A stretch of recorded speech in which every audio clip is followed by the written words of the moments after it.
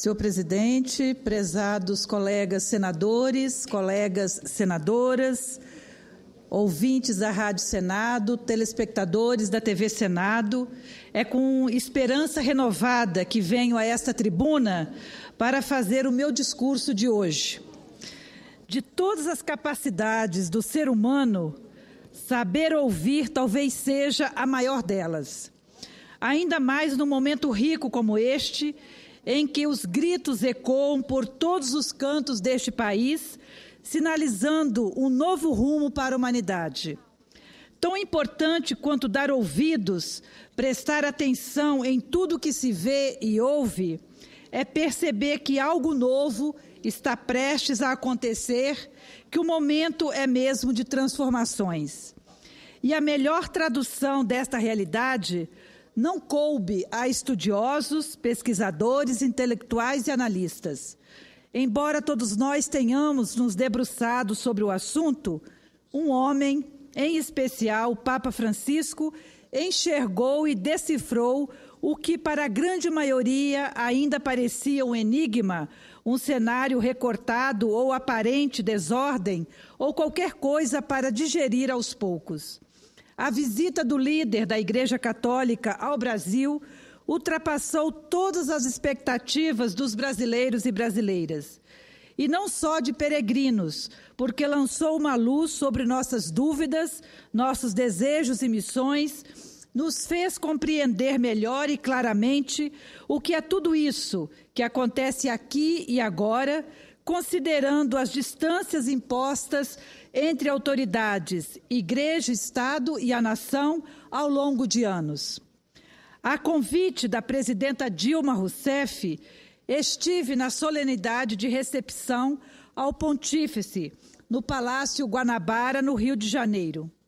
Em sua primeira viagem internacional, o Papa Francisco causou impacto pela simplicidade, pelo carisma, pela generosidade, pelas palavras. Na ocasião, ele disse para que veio, abro aspas, aprendi que para ter acesso ao povo brasileiro é preciso ingressar pelo portal do seu imenso coração. Por isso, permitam-me que nesta hora eu possa bater delicadamente a esta porta. Peço licença para entrar e transcorrer esta semana com vocês.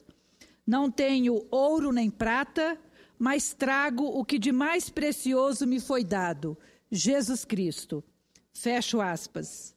Pois bem, senhoras senadores e senhores senadores, o Papa não é Francisco por acaso. E ali no Palácio Guanabara, muito emocionada, senti vontade de ter outra chance para acompanhar os seus ensinamentos. Saber o que aquele homem tinha a contar. Por isso, retornei 4 dias depois ao Rio de Janeiro e por 3 dias acompanhei de perto o encontro do Pontífice com aquela multidão da Jornada Mundial da Juventude. A Via Sacra, a vigília e a missa de despedida no domingo. Não era uma multidão qualquer. Muita gente como eu estava ali sedenta de conhecimento e de palavras de esperança. Jovens e pessoas de todas as idades, de vários cantos do mundo, disputaram, num bom sentido, cada centímetro da praia de Copacabana. A propósito, em cada rua, esquina, avenida, grupos de jovens exibiam as bandeiras de seus países, saudavam Cristo e o Papa com alegria e dança e orações. E o Papa Francisco respondeu à altura cada uma das manifestações de carinho. Optou, inclusive, por um Papa móvel sem vidros para estar mais perto do povo.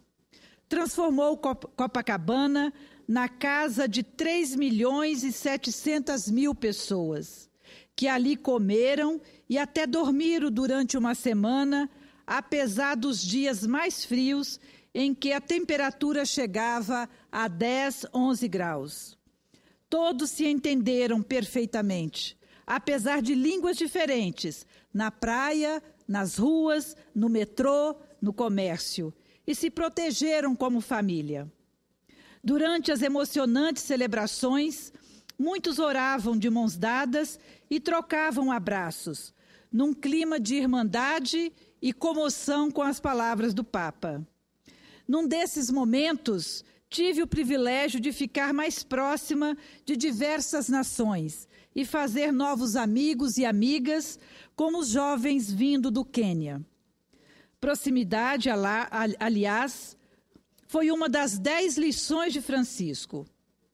As outras, bem enumeradas pela imprensa, são alegria, esperança, solidariedade, simplicidade, coragem, diálogo, valores, transparência e espiritualidade. Ao falar de coragem, por exemplo, ele usou de humor para divertir os fiéis de que ninguém morre de véspera e revelou que não tem medo de mudança, de romper estruturas, de dizer o que pensa e de lutar pelo que acredita. Imediatamente, os peregrinos viram ali, naquele homem, alguém que conseguia traduzir o sentimento de tanta gente, em especial dos jovens de todo o mundo, católicos ou não. O Papa Francisco foi mais além. Admitiu que a Igreja está atrasada e com estruturas caducas e convocou os jovens a serem revolucionários, a terem coragem de ser felizes, a não se conformarem com injustiças e de agirem como protagonistas da história. O Papa Francisco acolheu e foi acolhido, trocou ideias, compartilhou do mesmo desejo de mudança dos brasileiros e, como ele mesmo disse, botou fé na juventude para transformar, evoluir como nação.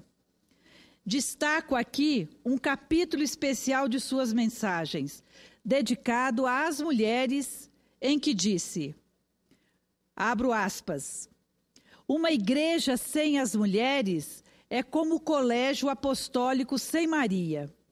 O papel da mulher na igreja não é só a maternidade, a mãe da família, é muito mais forte. A mulher ajuda a igreja a crescer e a pensar que Nossa Senhora é mais importante do que os apóstolos. Fecho aspas. O Papa Francisco observou ainda que a igreja é feminina e o papel da mulher na igreja não pode ser limitado e não pode entender uma igreja sem uma mulher ativa.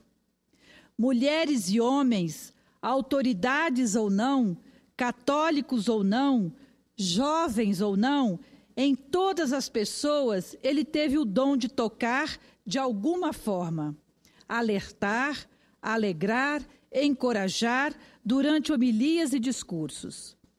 Muito importante para nós, para toda aquela multidão que viu o Papa na praia de Copacabana ou o viu pela TV, foi o seu apelo por um mundo mais justo e mais solidário. Partiu de Francisco, sim, a seguinte convocação. Todos devem sair de seus guetos e trabalhar por justiça social. E sair de guetos implica em, no caso da igreja, ir para as ruas, ao encontro de seus fiéis.